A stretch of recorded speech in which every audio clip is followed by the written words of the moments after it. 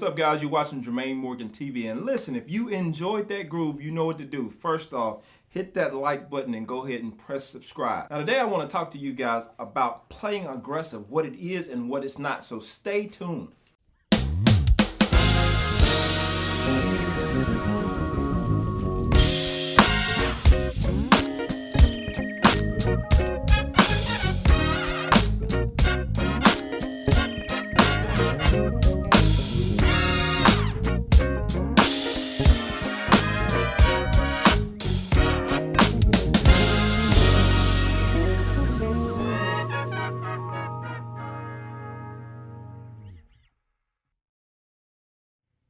Now, as we jump right into this lesson, this is something I know now in modern day playing, it's becoming something that's more and more commonplace, especially even in gospel music a lot. I don't know what genre you play in particular, but a lot of times in gospel gigs, even on like rock type CCM, I deal more in the gospel and Christian world as far as music is concerned. A lot of the music is there's a lot more energy involved, there's a lot more driving, especially if you play in a church and they do praise and worship, or if you're in a rock group, that type of thing. It's very, very high energy. So the thing I want to address now, especially for the musicians who are just now kind of getting into it, in this world where everything is like push, push, push, we need a lot of aggression from you. A lot of people are not sure what that means exactly.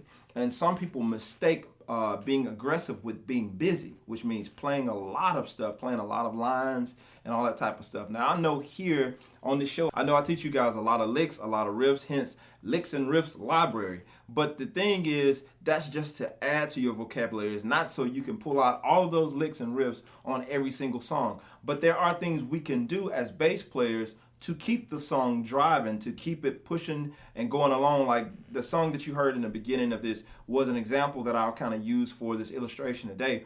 But it was kind of an idea of somewhat playing aggressive and keeping the song moving. It's not so much that you're playing every single note on the bass every time you get an opportunity. It's more so keeping the song going, keeping the energy high in the song. Now, I'll give you two variations of ways that you could have approached this song. Now, the first way I'm going to play is very basic. I'm just playing the meat and potatoes of the song. Depending on the environment you're in, that might be all you need to do. But there are going to be other environments that you might play in, and somebody's going to be looking for more aggression out of you. And I'm going to give an example of what that looks like. So here's the first example.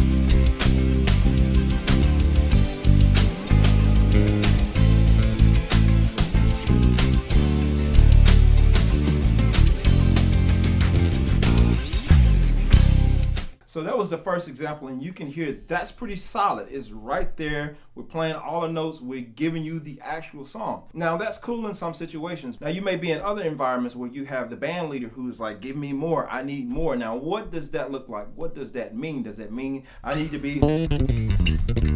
does it mean all of that? Or what does it look like? So let's see what being more aggressive on this particular groove would look like.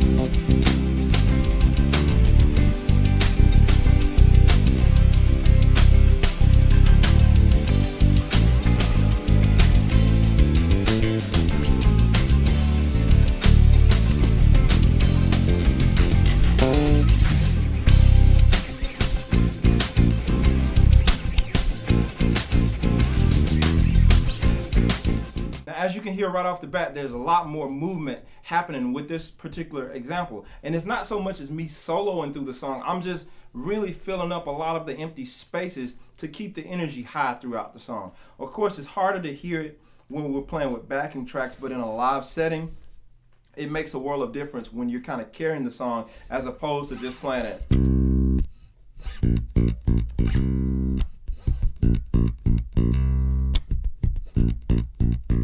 Playing that versus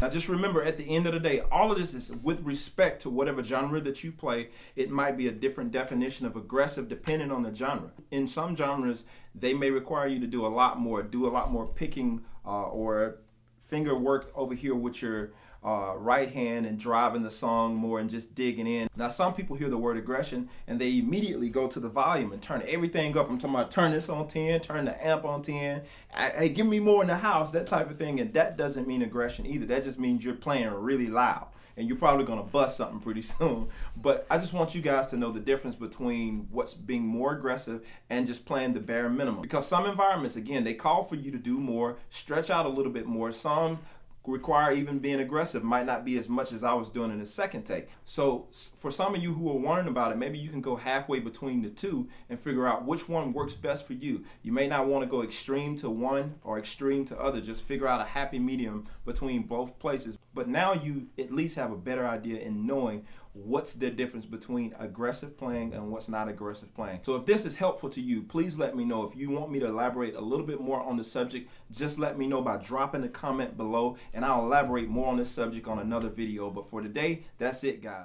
Hey, thanks for watching today's video. And listen, if you enjoyed the content, click the subscribe button and don't forget to turn on my notifications so you can be notified each week once I post a new video. I really appreciate you guys being here, and check it out. If you want more content like this and if you want to get even more in depth on the bass lessons, remember to head over to JermaineMorgan.net. There I have many more bass lessons. I talk a little bit more in depth on some of these subjects that we've covered here on YouTube, and I also have music. Most of you don't know, but I am an artist as well, so I do have music available there. If you want to hear me really play, I have music there, so check it out, and I will see you guys on next week. Thank you.